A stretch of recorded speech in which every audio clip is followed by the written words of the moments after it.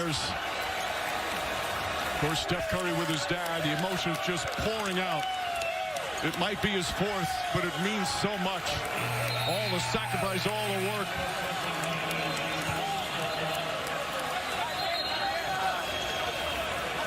Boy, these Warriors are ready to celebrate. And that'll do it. It's over. The Golden State Warriors return to a familiar place. They're on top of the NBA world. The fourth title in 8 years. The Dubs dynasty is still very much alive. In a spectacular performance.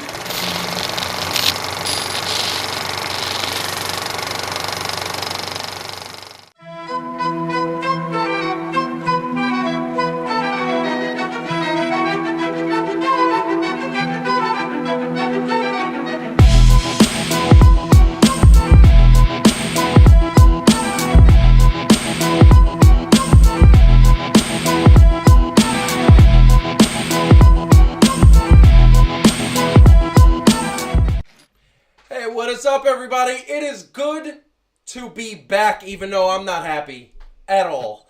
But it's all sports related. Everything else is good. It is good to be back. We have not been on the show for almost 45 days because things have just been crazy. It's just been nonstop. Like, I feel like life just doesn't stop. And when you're a busy person, life doesn't stop. When you're trying to accomplish big things, life doesn't stop. And we are no different. My wife has been busy. Calvin has been busy. But we are all back today. I'm going to go right to the triple shot. We back.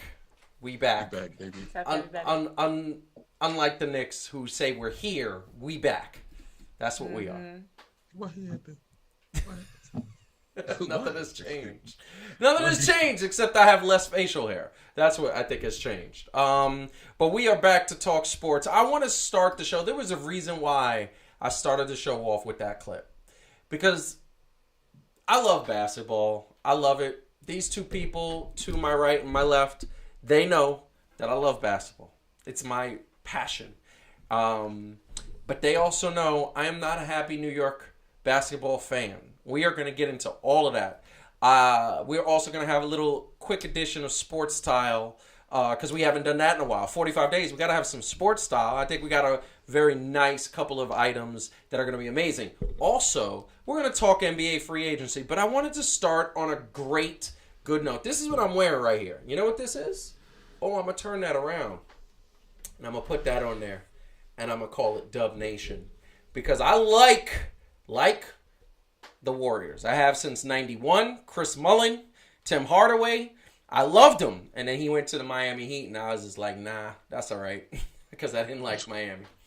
But I still love the Warriors, and I still love Baron Davis, and I still loved all of that history. There was so many sports. David Lee, when he was with the Knicks, and then he went over to the Warriors. That was amazing.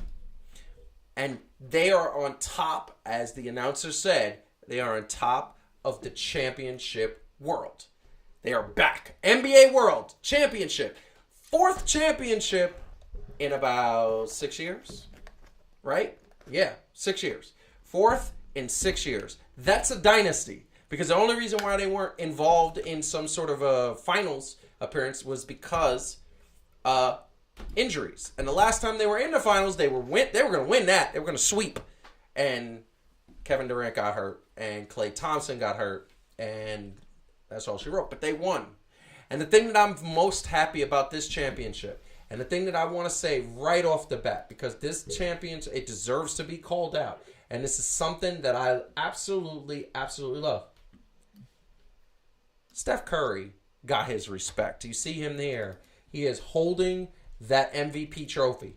And anybody, and I want to say this right at the top of the show, anybody who doubts Steph Curry and everything that Steph Curry is, because, he plays like a child. Oh, he's a little too nice. I'm going to say a couple pointers that I want to say really quick are just very clear. Steph Curry did 2 things in this playoffs and this championship run. 1, he proved to me and a lot of other people that he could lead a championship, that he's the number 1 option and can lead a championship. The second thing that he did, and I saw this throughout the entire playoffs, every single time Memphis was talking, Denver was talking, Every single time Dallas was talking, and they had the tough dudes talking. They had dudes that were trying to talk mess. Steph Curry he wasn't backing down. His answer was like, "What do you want? What you want?" He said that several times. "What you want?" And he stepped into it. That proves to me you are tougher than you look, Steph Curry. And that is amazing. And he is the MVP. And I appreciate that. And I love that. So I just want to talk Golden State Warriors, people, for a moment. Because I want to be in my happy place for a moment. Just for a moment. Just for a tiny, tiny, tiny moment. Because we're also going to not only talk basketball, we're also going to talk Major League Baseball. Because I'm happy about that. So what I'm going to do is sandwich, and Calvin, I want you to go first. I'm going to sandwich the happiness, a happy bun, misery meat with another happy bun. Okay? That's what I'm calling it. That's what I'm calling it. All right? So, Calvin, what do you think about those dubs? And by the way, just want to call to a shot. Heidi, Calvin, myself, we all picked the Warriors to win the championship way back in October. That feels nice. That feels nice. Calvin, please. Arlene needs to stop talking. Steph Curry, who? Man, you better put some respect on his name. Oh, Lord. Anyway, Calvin, what you think? I mean, I mean, personally, I always had respect for Steph Curry. Loved his game. Just loved how he did it. And to the criticism that people would have, I would just say that the Warriors themselves were not necessarily built for a one person to really like take over, right? I mean, when they had KD, you could say that the way the style was and the way KD's game just naturally came out because of what they already had, right? He became just a more dominant player. So, you know what I mean? He was able to be the perception of that. But any one of them, and I think this is why we all picked them, you know, way back, was knowing that they were going to be healthy. I think we all said, I can't really see anybody really beating the Warriors at a full strength capacity with or without KD because of just the squad that they had and all of that. So I was not surprised. I'm not going to lie. For the first couple of games, I was like, okay, Boston might be able to give it to them. They might be able to give it to him, which I wouldn't have been super mad about. But the experience factor took over, right? They calmed down. They didn't play into the hype, and they did what they had to do. Definitely on the back of Steph, seeing that Klay was a little hurt and he wasn't fully 100%. Draymond was doing whatever Draymond is doing.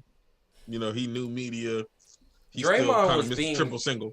He's Draymond, triple single sometimes. You know what Draymond was doing? He was harassing that soft, young, settle down Boston team Yes, that you secretly soft. love, Calvin. You secretly They're love them. soft. Come on. I can't. Can I I'm just sorry. say a few I'm things? sorry. I My swear happy to bun. God. I'm just a little happy. Well, I'm gonna have to take some of the delightful fluffy flavor out of your happy bun because just first of all, like the Celtics played really well, so you need to just stop. Secondly, who are these people who have been not respecting Steph Curry? Everybody. No, excuse me. Let me finish. Go ahead. I feel like I'm watching WWE when Goldberg comes out and goes, the problem is nobody's respecting me. Like, everybody respects you, dude. Everybody's respected you for 20 years. Everybody respects, and then every WWE bad guy comes out and is like, it just nobody respects me. Like, everybody respected Steph. Everybody respected Steph prior to this. Everybody continues to respect Steph now. It is not like, see, I told you so. Yeah, see, I told you so. Steph Curry is great. Are you Let me explain something to every single person. Is? No. I want to just say two things, and I'm going to let Calvin go. Two things that people were saying. He can't do it by himself because he never did before. And all he is a three-point shooter. He doesn't play good defense, and he doesn't drive to the hole. He was driving to the hole every game. He was shooting three-pointers, and he was playing very good defense. He was all right. Wow. Let's not pretend. See what I mean? That's what I'm talking about. All right, let's right not pretend that Steph Curry's defense is what won that game. Blaspheming that is happening on the show right now. I swear to God. No, it is not blasphemy, like bro. the cult of Steph Curry also doesn't make any sense to me. He's an amazing player. Is that not enough? He was great. He was fantastic. He was the MVP. He's as good as we expected him to be. This whole, see, I told you so stuff is just This is silly. Look, Okay, here's the Calvin, deal. answer, and then maybe Heidi can give us an analysis on what she thought about the Warriors championship. Because even right, you would look at a Max Kellerman, and people would say he was probably disrespecting Steph, but not really. Max Kellerman had an accurate take on the stuff that he saw Steph doing or not doing. Now, we don't know the behind the scenes of why, but even Max said, yo, he elevated his game when he needed to. He proved the people wrong for talking, but you can't act like the talking was all unwarranted. It's right? true, and I also don't think it was that horrible. I mean, like, no, it wasn't like it's not like what Julius Randle gets and deserves. Yeah, it's just that. Yes, look, Steph. There was some games where Steph was uncharacteristically, and some of the criticism was because it was uncharacteristic of Steph Curry and what he was doing and how he would have these little dips in some of these finals games. So maybe some people took it a little bit over, but it wasn't like disrespectful. Like they wasn't treating him like he was Kwame Brown. No. What it was is that Steph is an elite player. Yeah. Has been for 5 years, maybe 6 years.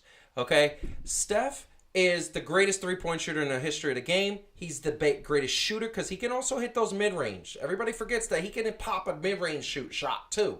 Nobody forgets that. And a lot of people forget. A lot of people say all he is just all he says is a lot of people say that he is just three-pointers. And that's the problem. They don't know basketball, B. Come on now. Fair. You're right about anybody who says that Steph Curry just shoots three-pointers doesn't know basketball. Heidi, I want to get your actual take on the Warriors. Look, it was great. Championship. It was a great series. It's exciting when you have two good teams. I wasn't when the Boston was doing well in the beginning because I think I'd like a little slow clap for the coach, one of the best coaches in the league. I think that you've seen that again and again with the Warriors that they figure teams out. And so they can take a surprising loss or two and then they figure them out. And that's what they did.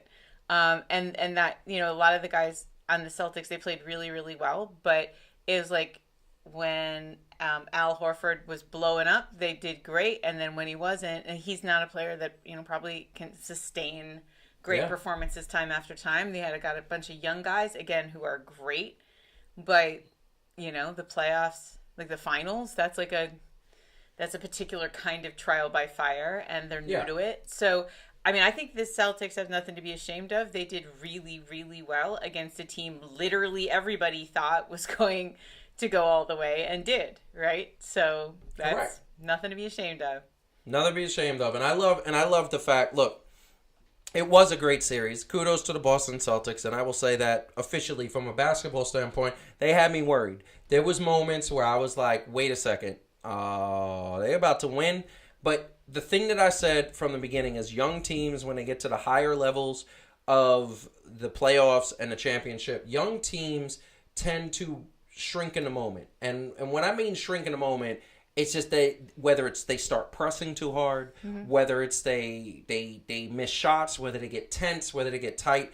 That's what I think happened to Boston Celtics. And I think that the only reason why they were there was because of their coach. I think their coach is the de facto coach of the year. I think what he did in the second half, really, they got where they got because of him. He should get extended for 10 years. I would lock him down and say, you ain't going anywhere. And he bought in, and this team bought in. And, they're going to be dangerous for the next couple of years. I really genuinely think so. So... Well, now Calvin, go ahead. No, also, and that's the thing, right? Like the difference between the regular season and the postseason, and it's not that either of them are better than. The regular season does have its thing, but in the postseason, it really shows you like really where your actual strengths and weaknesses are, right? So like it wasn't like the Boston was fraudulent during the regular season, right? It was more that when you had to play these series of games, you get to see where your actual holes are, right? Like anybody, right? Regular season, any team could have an off night, right? And you're on, but you got to be on for a series of 7 games, limiting the mistakes. And they had to get out of their head. So like everybody was saying, especially like Jalen Rose, they gonna learn from this. Yeah. Hopefully they learn from it, and then they're gonna Well, hopefully, I'm hoping next season they don't bounce back. I hope not. I hope not. I was But going to say I hope they bounce back. No, I don't. I don't hope they bounce Never back. mind. this is Matter of fact, Wallow, Boston. yeah, they should wallow. It's least 3 about years time to you come get over over to this. the side that any New Yorker fan should be pointing and laughing and going, "Ha!" No, look, my only thing was that I was saying I'm not going to act like Boston was a bum team. No. But I never said that they were a bum team. I just said they're jerks. The only one I think that like I guess they're not jerks. I guess it's just Marcus Smart who's a jerk. Because Jason Tatum's actually a good dude. Jaylen Brown is a good dude. And Al Horford is a good dude. They're all good dudes. And honestly, they just want to win. So like at the end of the day, I get They just it. play in a crappy place. Yeah, and they play in a crappy franchise that was basically racist in the 70s, if you believe a lot of the noise and stories. So, that being said, this is why I can't stand Boston. But we are going to go to the misery meet. That's what I'm going to... Could we not call it misery meat? I know I don't like it either. I don't. It's misery meet. It's I misery love meet. it. It's... Sounds like the name of a bad porn. Oh. See, I didn't say it. Calvin. But you did, man. I Come did on. not. I said misery meat. I didn't say. Can somebody hashtag misery meat? No, please don't. Can you share the show right now and hashtag misery meat? Do it. Okay. Come on, go. Listen, For the culture. it's For the misery meat streets. to me because I don't know what to do. I'm beside myself. As if he can do something. I don't know what to do. I don't know what to do. Like, listen, I don't get it. The big story, of course, is Kevin Durant asking for a trade. A lot of people have said that they expected this. A lot of people have said that because of Kyrie not being extended, which, by the way, they shouldn't have extended him. Show up to work next time and maybe you'll get extended. Mm-hmm. You lazy basketball genius, you. I don't even know what to call. I'm so mad at this situation that my anger is just, I can't contain it. Here's the bottom line. Kyrie, and this is the story of events. I'm just going to leave this picture up as I talk about it. Kyrie, about 2 weeks ago, met with Nets ownership. They said, we can't extend you because we can't trust you, but we want you to stay. We just want to see another season where you show up for work, you play more than 70 games, and we do something in the playoffs. Let's show some continuity. Let's show some chemistry. And he said, nah, I'm good. I'm going to opt in, and then I'm gone after next year. So Kevin Durant got salty, as far as we know, and all the stories, and now there's new reports saying that Kevin Durant was not happy with the way Kyrie was treated, and that's why he walked in. He said, I want to trade. He talked to the owner of the Nets. I want to trade. And now he is being traded. And they are honoring his trade. He says that Phoenix and Miami are his preferred destinations, but that the Nets will take the best option possible. And Kyrie has 1 more year under the contract. And technically, Kevin Durant has 4 more years of contract. Technically, Kevin does not have to get traded. They can say, no, we're not trading you. And if you want to sit out, we'll fine you. And if Kyrie, you want to sit out, we'll fine you too. But I get the idea that since neither one of their stars want to stay, the idea is that they'll go and get the best deals possible and get the most assets and get some players and get some picks, and we'll start over. Ben Simmons tweeted out yesterday that he is happy he can't be more content. Why did he tweet that out? Did he tweet that out because Kevin Durant said, yo, I'm out. This is your team now. And he always wanted to have a team that was his team. Now, the big question, did Kevin Durant leave because, and I'm going to put this, and this is the debate, this is the discussion. Did Kevin Durant leave because, one, he wants to win a championship, and he feels that the Brooklyn Nets are a mess. 2, that he feels that Kyrie was being pooped on and wasn't being treated right and should have been extended without question. And 3, was it because he had enough of Kyrie's crap and said, bruh, I love you, but you're not where I need to be in order to win a championship. I got to go find another running mate to do this. Now, the only problem with the second one about, Kyrie, the third one where it's like Kyrie is the guy that he's like, I don't want to be around. There are multiple reports from people within his camp saying, and this is all over the internet, saying that he wants to get traded with Kyrie to another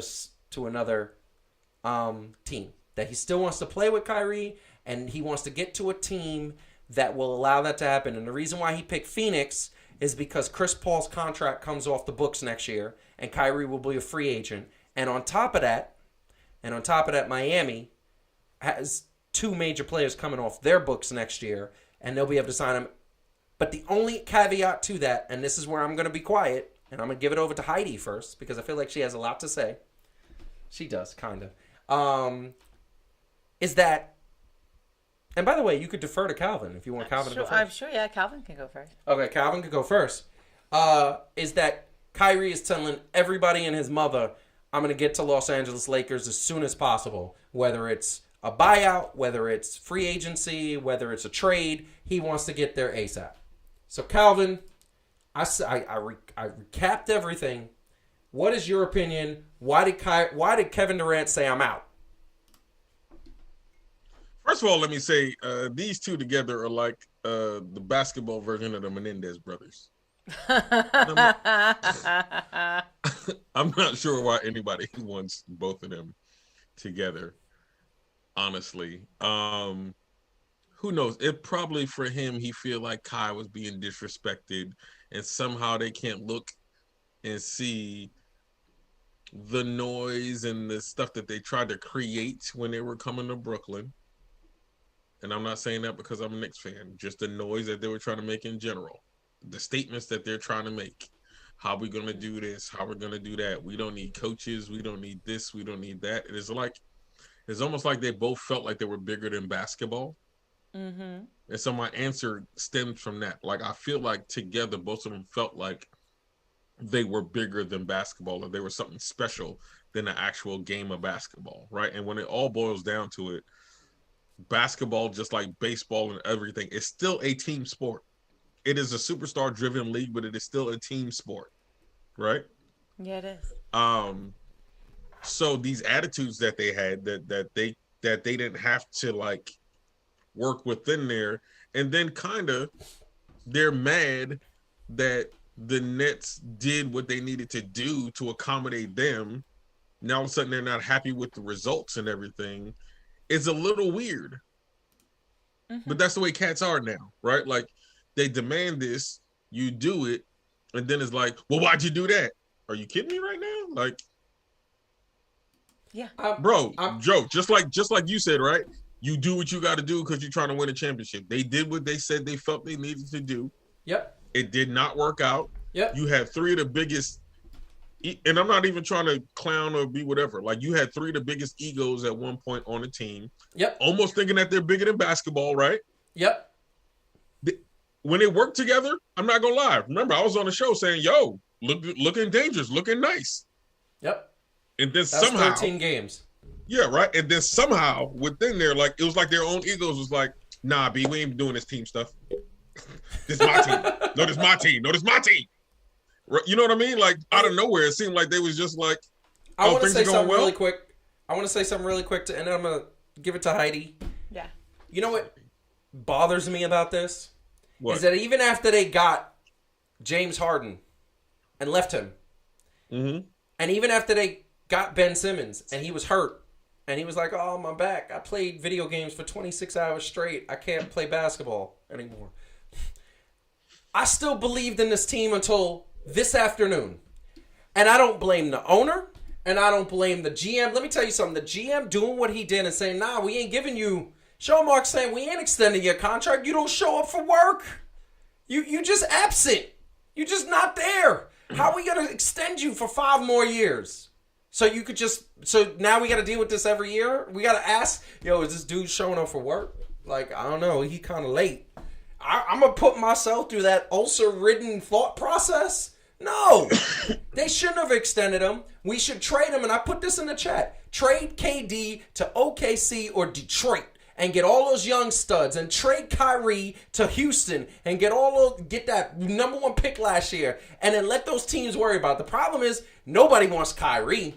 Everybody wants KD, but the problem is KD goes there and he goes to a team like OKC. He don't want to be back there. He's like, I've been there, done that. I ain't trying to do that again. Come on, man. Heidi, go ahead. So, I think Get him. I think it's important to distinguish between what KD thinks he feels and what is actually happening, right? So, I think how KD probably feels is responsible on some level for all of this, because the Nets haven't sneezed without his permission since they got him, and he wanted all of this. You know that KD has He's looking been. at you. You can look at me all you want, KD. You know that he was at least, if not the engineer of a lot of these elements, right? Of Steve Nash, Kyrie, but he had to at least bless all of it. So on some level, that KD himself probably is not willing to admit to himself. He knows he did this, right? Like he brought all these forces together. He was absolutely just as influential as anybody else in this, in bringing together this set of circumstances that spectacularly failed. Okay? Yep. In terms of the potential. Now, you have a choice if you're Kevin Durant. You go, I own that, or what most people do is go, it's somebody else's fault, right? It's the front office's fault. They never really took the time to get Kyrie. Now, I don't know how getting him would have been helpful, but they didn't support him in the right ways, and somehow that's to blame. I think, but here's what I think is telling. He's getting out, right? He might be saying, I don't like the way they treated Kyrie, and that's part of why I'm leaving. I think they're a mess, and that's part of why I'm leaving. But at the end of the day, I think he wants out just as much as anybody else would. He wants away. I don't think this is one of those Sleepless in Seattle things where it's like, Kyrie, I'll meet you in LA under the stars. It's like he's just getting out. And if at some point he plays with Kyrie in the future, fine. But I don't believe for a second that this is engineering some way for them to play together again. I think KD wants to run away from the giant pile of horse dookie that he helped create in Brooklyn as quickly as possible, all the while still backing up his boy and still deflecting all the blame onto everybody but himself. When at the end of the day, it's like LeBron trying to say he had nothing to do with what happened with the Lakers. Yeah, you did, because nothing happened without your blessing. And so you screwed up too. So I think KD is running away from responsibility and looking for, with the limited number of years he has left playing the top of his game, looking for the ring. And I don't think he gives a great goddamn if Kyrie Irving is playing with him or without him for the rest of his career. He wants to win, and he wants to get away from Brooklyn. And it's spurned and probably prompted by the fact that the Warriors just won without him. Okay? Yeah. Basically saying, we didn't need you, and we don't need you. No. Calvin, exactly. Go ahead. So Draymond Green actually said something that was interesting to me, and it made a lot of sense, right? I can't say it was an original thought, but when he said it, I was like, oh, that makes a lot of sense.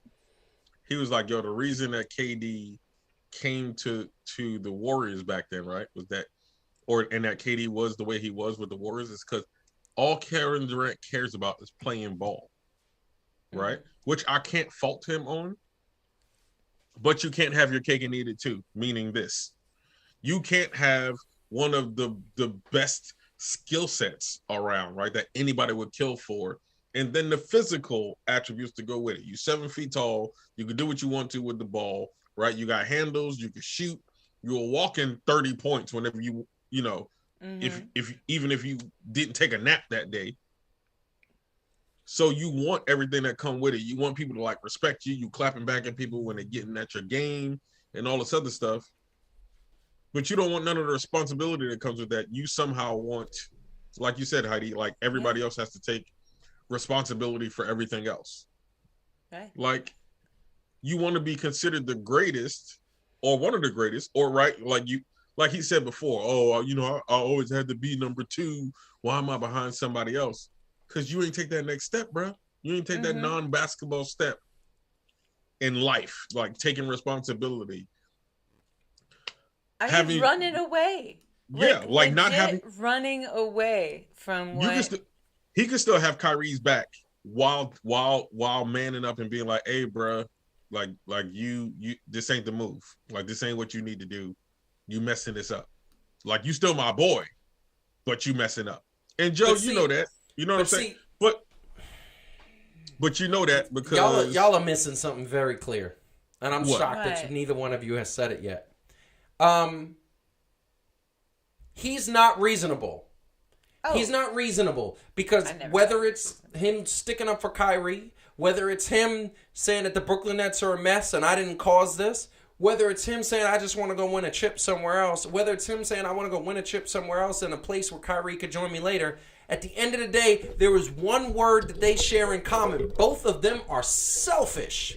They care about only themselves. They didn't care about the Brooklyn fan base. They didn't care about the New York fan base. They didn't care about the people they made promises to. They didn't care about the people who supported them. There were so many Kyrie Irving fans that were saying, we support you, we support you, we support you. And none of them said, hey, let's try to make this work one more year. Now we got Ben Simmons who could add a piece that we've actually desperately needed. And I'm going to say this right now. Calvin, you made a very good point. And I'm going to say, Kevin Durant is one of the best players in the world, but those last 14 games of the season and the playoffs, he looked like he didn't know what to do when there was a defense coming at him that he couldn't handle. When Boston was coming at him, he was trying to do everything. He looked like Carmelo Anthony's last year in New York. Forcing everything, ISO ball, not passing the ball. Steve Nash is not resting him enough. I mean, like... And I get that. And I get that's a possibility, but you're supposed to be the best player in the world. No, but once again, like, why is he doing that? Because KD tells him he doesn't have to. And so, again... And that's another thing. And I said it in our last show. Steve Nash needs to be fired. He's the only reason why he was here is because Kevin Durant wanted him. Get rid of him. Get a real coach in here. He's not a real coach. They do need a real coach. They need a better coach. They need. If you get a better coach and you get trade assets, I guarantee the Brooklyn Nets will win the championship in 2 years. Yeah. Because that's what clearly happens. It's like every time KD leaves, somebody wins a championship. Not really, but that'd be nice. He's good luck, KD. Mm-hmm. Here comes my second stack of misery meat. Oh Lord. So we're talking NBA free agency, and free agency means that as New York fans, nothing is going to happen. We're gonna take some gambles on good team on players that either their prime is behind them or we think they have talent they don't. Okay, the last couple of times the Knicks struck out, and in retrospect, I guess they did a good thing by not getting Kevin Durant and Kyrie. Because that didn't work out so well. But every time they go for somebody, nobody wants to play in the Knicks in the Garden because everybody knows about James Dolan and what a crappy owner he is. And everybody knows that team is a mess.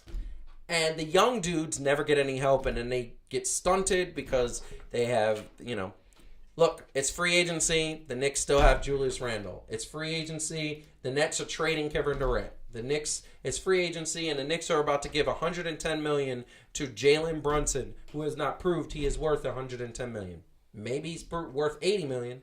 Maybe he's worth $70 million, but he is not worth $110 million. That's not what he has proved. He has not proved that he is a point guard that can run a team, and that's what this team needs. They need somebody who can run the offense, somebody who's a floor general, somebody who could play decent defense and pop shots when they need it. And they don't. And Jalen Brunson, I saw glimmers of it in Dallas, and who knows, maybe when they say here's the offense, take it, maybe he starts to develop the way other players did. Terry Rozier, LeVar Ball, just to name a few. I can't even think of a few others. There's been many others, but this is the bottom line. The Nets re-signed Nicholas Claxton. I'm happy about that. They re-signed Patty Mills. I'm happy about that. John Wall is now on the Clippers.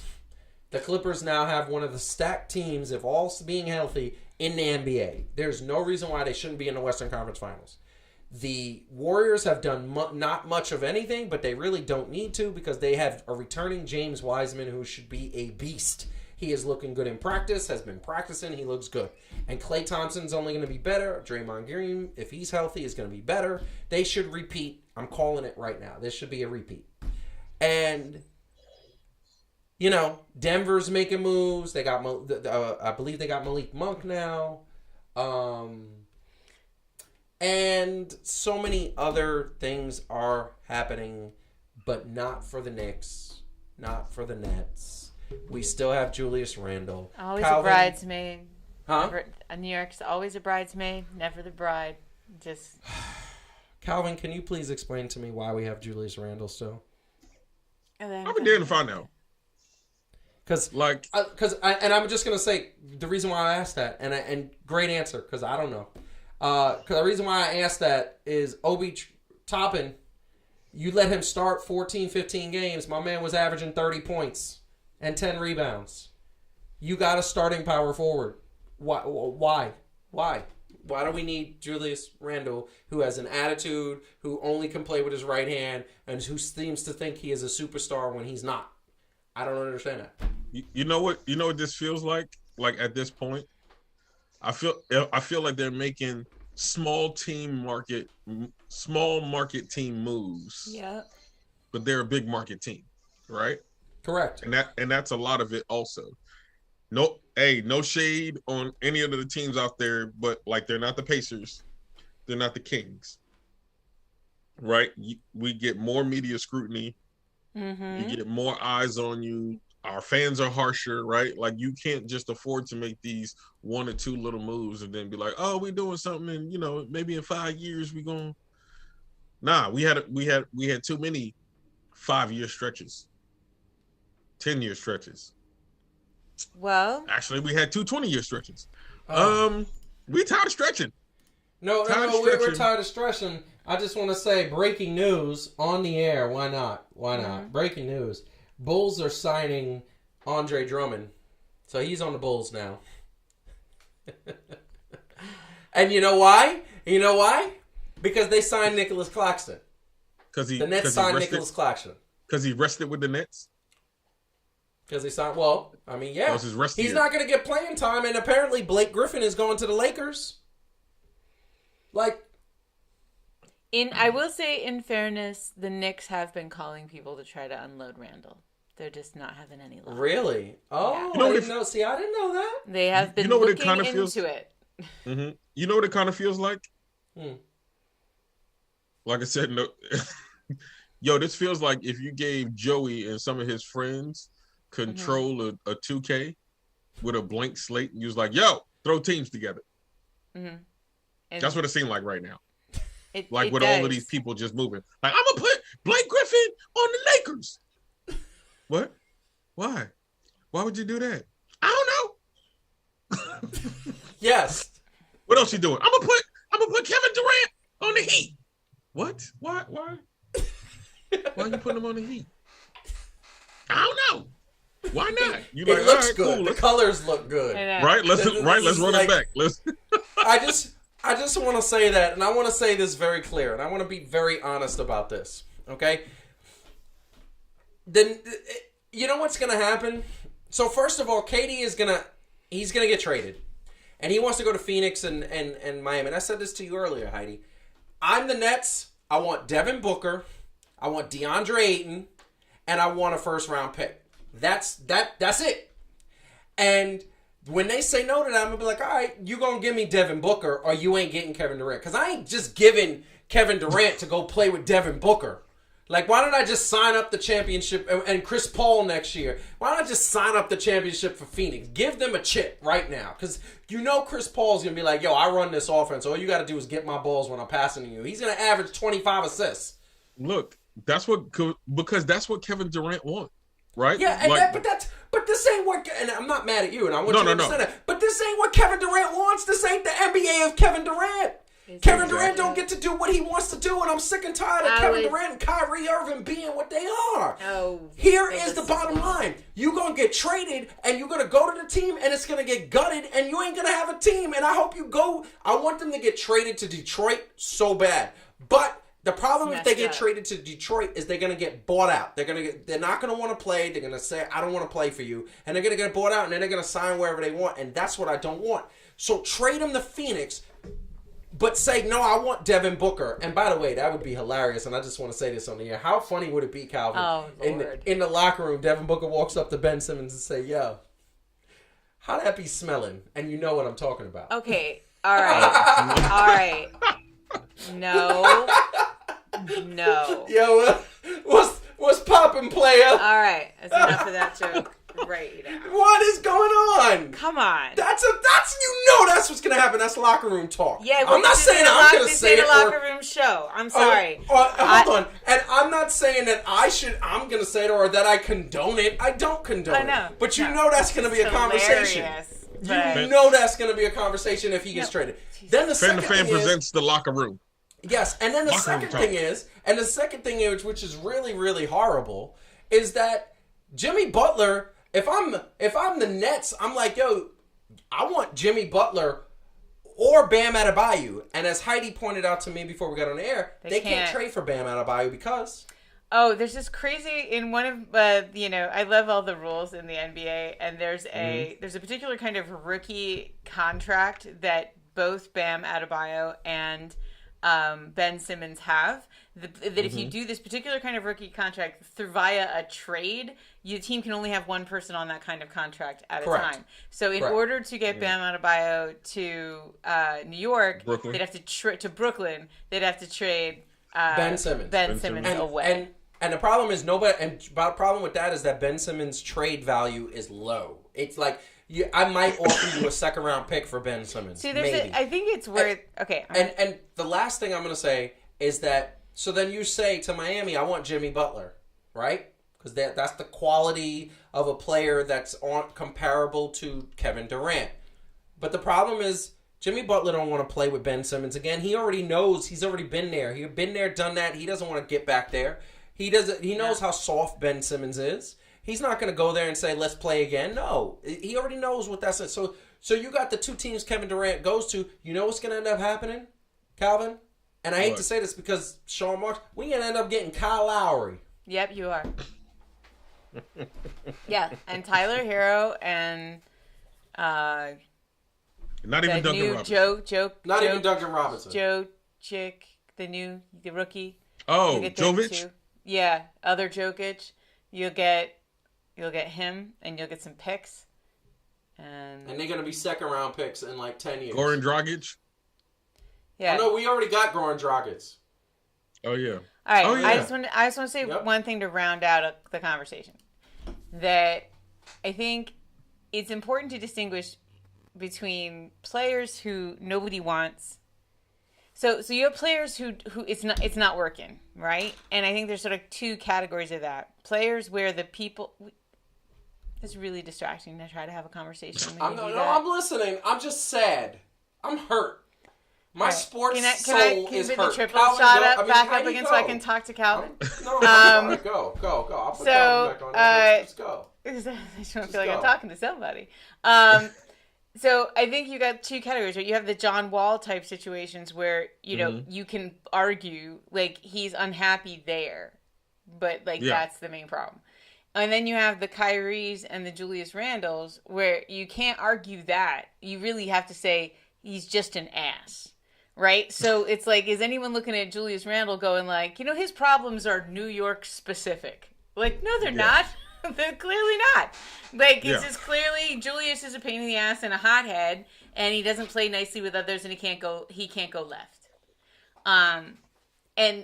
Or right. One of them. He can't left. He can't go left. He can't go left. And right, and it's like the same thing with Kyrie. It's like, clearly it's not chemistry, bro. You are just a weirdo everywhere you go. So I get like some of these things, right? And Ben Simmons is sort of like this question mark, right? Where was it Philly? Or Yeah. No, I'm just burning incense and I'm burning sage. Continue. All right. Anyway, so Ben Simmons is this little bit of a to be determined, right? Are you just a pain in the ass, or was it Philly? You know, certainly wasn't looking promising at the end of this year, but we'll see what next year gives. You know what I will say about the Ben Simmons part, and was it Philly? Like, part of it was Philly. Right. Right? Just because of the immaturity factor that him and Joel Embiid both had. Mm-hmm. Joel Embiid decided at some point, right? Like, yo, I can't always be this immature dude. People was calling him out, right? Shaq, Barkley, all this other stuff. Yo, you a beast, be a beast. And he was like, I bet. Ben Simmons was just like, nah. Right. So I think part of it was Philly, and they allowed him to continue to be immature and all that other stuff. Right. Yeah, and probably it was more when Jimmy Butler got to the team that you saw Joel Embiid make a change. Yes. Right? And Ben Simmons didn't. No, Ben Simmons was still like, I'm going to do what I want. I'm going to play how I want. And that's it. And not put in the work. And this is why I say Jimmy Butler doesn't want it. And I just want to put up there because we got to move on. But this is what we're looking at. Look, I mean, here's the bottom line. This is what we thought it was going to happen a week ago. We thought Kyrie would end up on the Knicks, the Clippers, or the Lakers because that was more some of the teams he mentioned. And Kevin Durant was going to be left by himself and because he had extended that contract. Well, guess what? Now we get this. I'll send Kevin Durant to the Wolves. I'll get back Cat. Give me Karl Anthony Towns. Give me Karl Anthony Towns. Karl Anthony Towns and Patrick Beverly. Give them. Go ahead. Boom. I would love that. Patrick Beverly was born to play in Brooklyn. He was born to play in Brooklyn. I don't think Kevin Durant has enough body fat to live in Minnesota. It might actually be extremely really dangerous cold for him. It's really and cold. He's very, very skinny. That is the second coldest place I've ever been in my life. He's actually bones with skin on them. Yeah. I don't think it's not right. Don't send him there. He needs Miami. I'm going to say this and then we're going to move on because I want to get back to a happy place. I am not happy with New York basketball, and the reason why I'm not happy, I don't think I'm going to see a championship in my lifetime. I think that we have not seen a championship since 1973. And Stephen A. Smith said the other day, and at first when he said this, I was like listening to it, and I was like, come on, Stephen A., that's mean. That's harsh. But you know what? What I'm about to say and what he said was accurate. And I quote, know what he said. The New York Knicks are worse than the Dallas Cowboys. End quote. You know why? The Dallas Cowboys won 3 Super Bowls in the 90s. The New York Knicks haven't won a championship since 1973. The New Jersey Nets / Brooklyn Nets have not won a championship since they were in the ABA. Mm-hmm. New York basketball is shameful. It's pathetic. And I finally thought, and this is why I was so happy, I finally thought we were going to get some respect back to the 99 Knicks and the 94 Knicks and the 95 Knicks and the 96 Knicks and then the 2003 and 4 Nets. And we didn't get any of that. Mm-hmm. We got nothing. We took a game 7 last year against Milwaukee and then got swept. Like nothing. And nothing to show for it. And I'm just sad about it. I'm hurt. My New York basketball soul is hurt. I love these teams. And I feel like I just walked in to the bedroom and the Nets and Knicks were like having a menage a trois with the Lakers and the Clippers and the Miami Heat and the Denver Nuggets and all of these teams. And Golden State was filming. That's what I feel. And I was just standing there watching. Like, what just happened? That's what I feel. I'm hurt. I'm dismayed. And it is. I'm going to move on to happiness. I'm back to my happy bun. Let's go. Happy bun. I want to just put these standings up because this is all that need be said. Number 1 team in baseball, yes, we are switching to baseball, is the New York Yankees. Let's go. New York Yankees. New York Yankees. But they ain't alone. They are not alone. Those New York Mets, even though the Atlanta Braves are on fire and have made up almost a 9-game lead. They're catching up, but the Mets are still in first place, and the Mets are they're losing a little bit more games, but they're still doing well.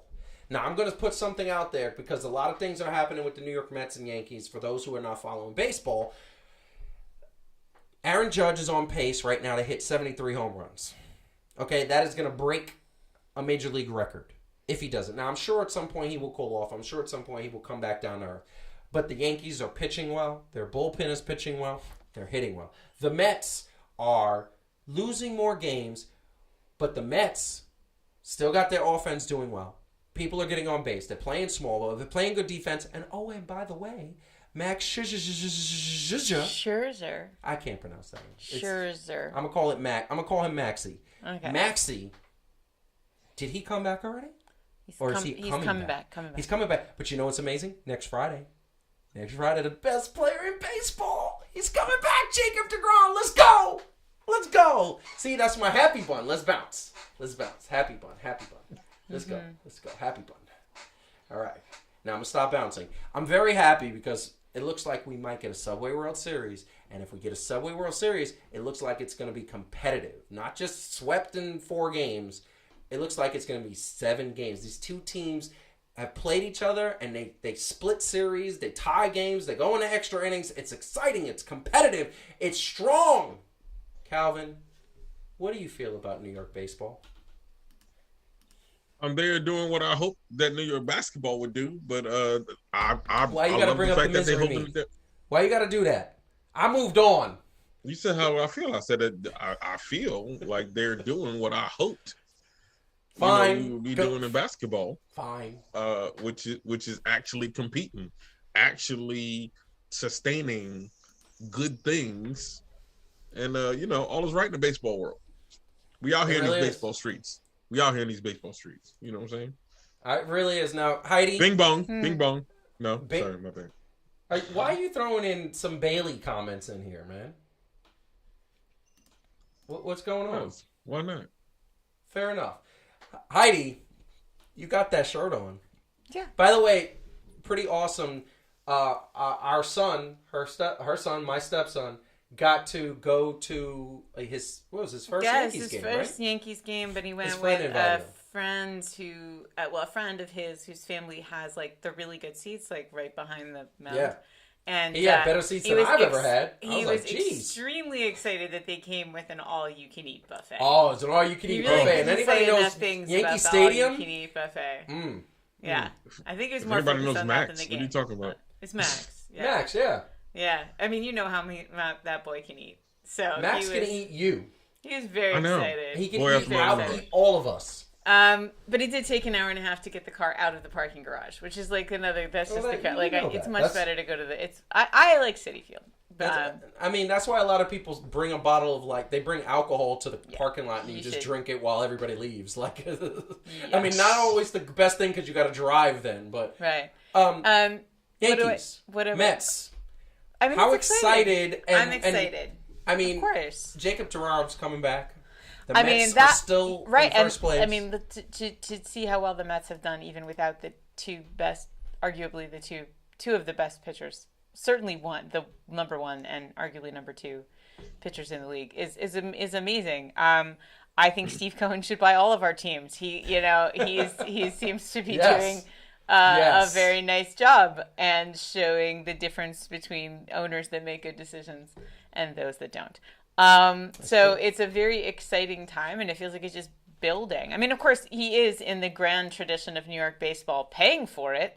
I think the Mets have like the second highest luxury penalty of any team, and probably I don't know who has the first, but it used to always be the Yankees. I'm sure it's either Boston, Chicago, or the Yankees. So and again to Calvin's earlier point, right, about when New York teams play like small market teams, it's painful. The Mets and the Yankees are playing like large market teams and staffing themselves like large market teams. And that is, you got to spend money to make money, and these guys get it. So that's annoying, I'm sure, to small market teams who wish they had those kinds of bankrolls. But frankly, we need something. It's our turn. We haven't had a good – football's not been good. Basketball's not been good. We've had hockey, yes. Hockey and baseball are our bright spots currently, and soccer. Let's not forget that the Rangers were in the Eastern Conference Finals. Major League MLS soccer. Yeah, but it hurt though. It hurt. It did. Did you watch? But it was. I did watch it, and it was a good. It was very close, but you got to understand. It was Tampa Bay. Like Tampa Bay has won Stanley Cups like last year, the year before. Like it's Tampa Bay. If they would have lost to some team, if they would have lost to like, I don't know, to like the Buffalo Sabres, or they would have lost to like a scrub team, I'd have been like, all right, fair. But they lost to the defending champions. Like, okay, I'm okay with that. And by the way, they lost to them and played well. So yeah, I'll take that. All right, and Calvin, I want to get one more comment from you about baseball. If the Yankees and Mets play in the World Series, who are you going for? Yankees. Elaborate. You want me to say a full sentence of I'm going for the New York Yankees? Yes. Like I don't mind the Mets, man. I never had a problem with the Mets. I just grew up a Yankees fan, and so I'm staying loyal to the team that I've been loyal to the whole time. That's not bad. That's not bad at all, and I appreciate that. I want to say that I told you a lot of times, I grew up a Mets fan, and I love that this Mets team is doing well. I became a Yankees fan in like 90-ish. Don Mattingly was my favorite baseball player, as many kids were at that time. And my whole thing is that I said I want a Subway World Series 10 years in a row, and if the Mets win 7 of them, or 8 of them, I need the Mets to get to double-digit like championships so that they could be respectable. Like the Yankees have 27 championships, and the Mets have 2, and that's not competitive. Like it's just like you've been there a couple times. A couple times you got lucky, and that's the way that looks. I'm not saying that is what it is. But it just looks that way, and every time they say there's a rivalry in New York, I'm like, no, there isn't, because it's 27-2. You need to close that gap a bit, bro, before it's a rivalry. And it's a geography rivalry, I get that, but not really, because Brooklyn and Queens goes typically for the Mets, and Manhattan and the Bronx go for the Yankees. So it's like there's territories that I get just because they're close. That being said, I want this to happen. I want 6 games. I need it in my life. That's all I'm saying. And it makes me happy. Both teams. By this time every year, the Mets always do well.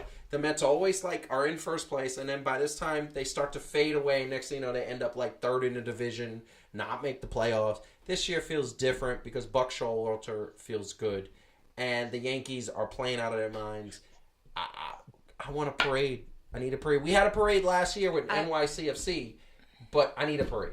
That's it. I wanted to say that despite my outfit, I am actually would root for the Mets. Really? Yeah.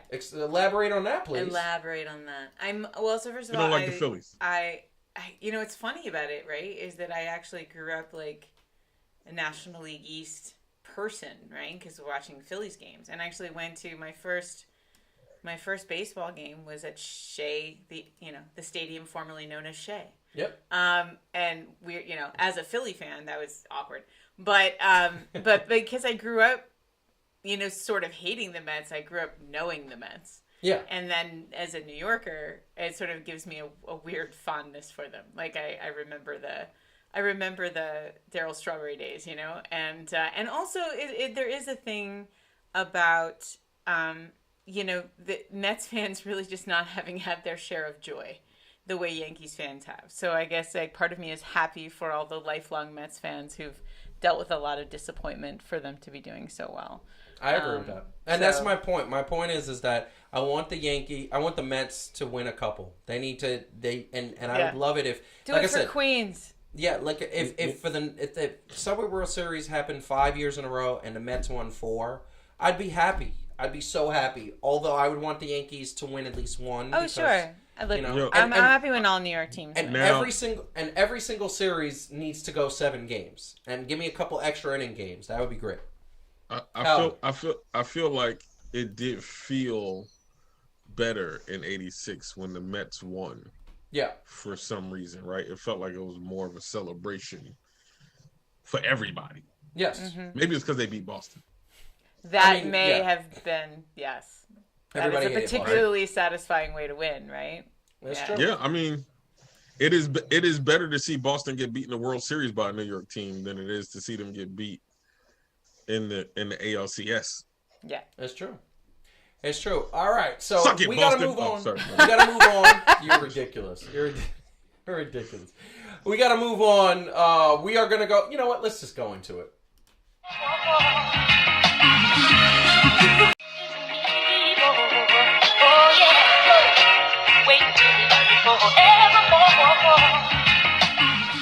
So we are talking sports style. Let's go right into what we are doing right here is sports style. It is going to be amazing. First of all, I got to put the music on because I like having the music when we talk sports style.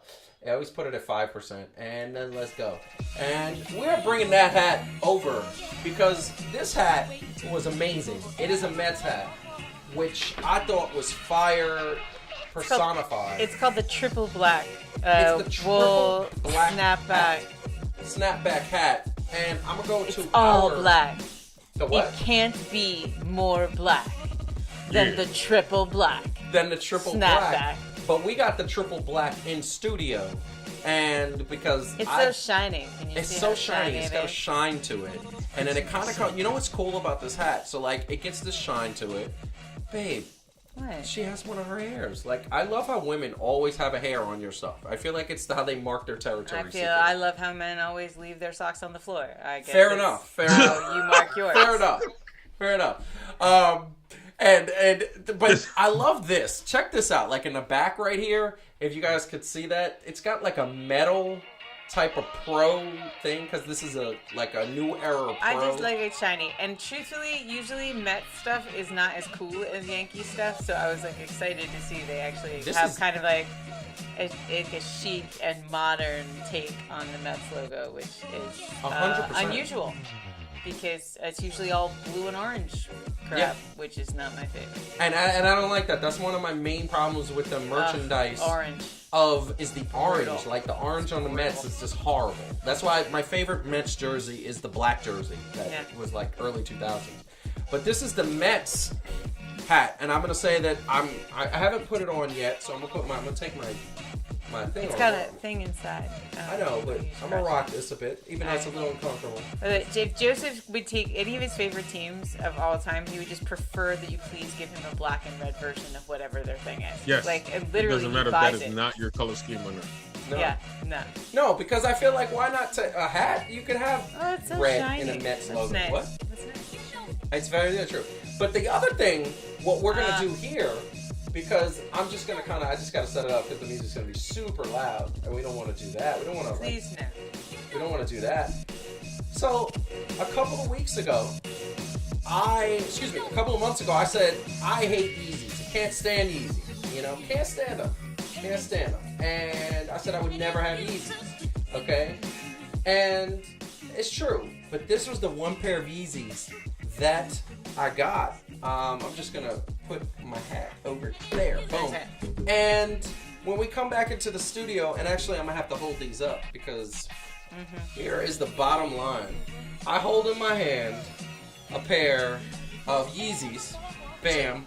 Joseph's first pair of My Yeezys. first pair of Yeezys. Oh, a young this boy is- becomes a man It is. with his first pair of Kanye's shoes. It's the first pair of Kanye shoes. I'm trying to get the camera lined up. And it's dope.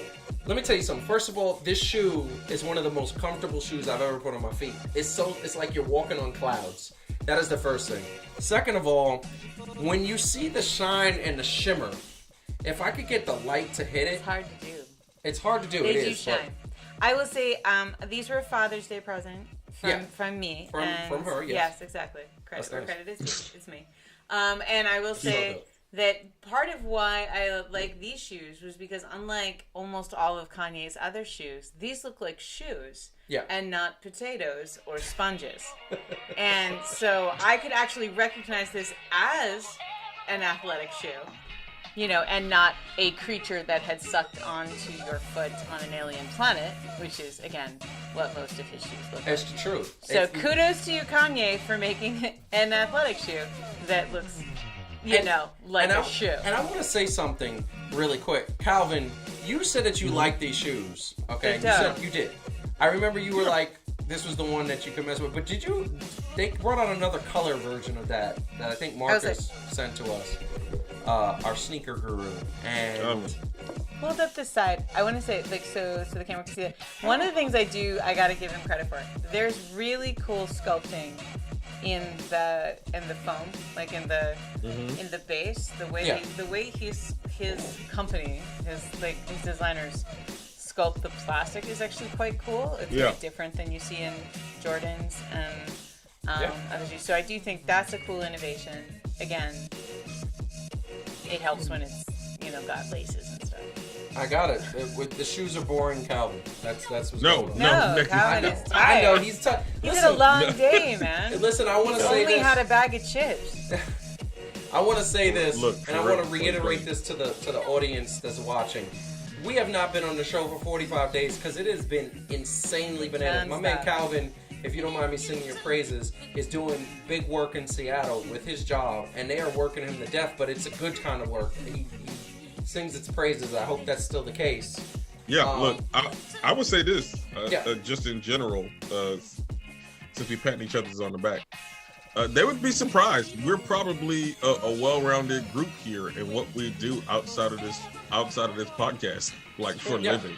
You know what I mean? Like if people were like, I wonder what they do for a living, and they found out, they'd be like, oh, That's weird. okay.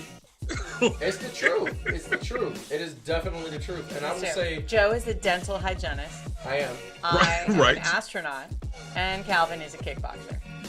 There you go. So, Exactly. With the glasses on. The glasses exactly. stay on. But these are our, these are sort of like our aliases, right? Like It's true. Clark Kent. Hold on. We gotta end sports style. Let's go. Oh yeah, sorry.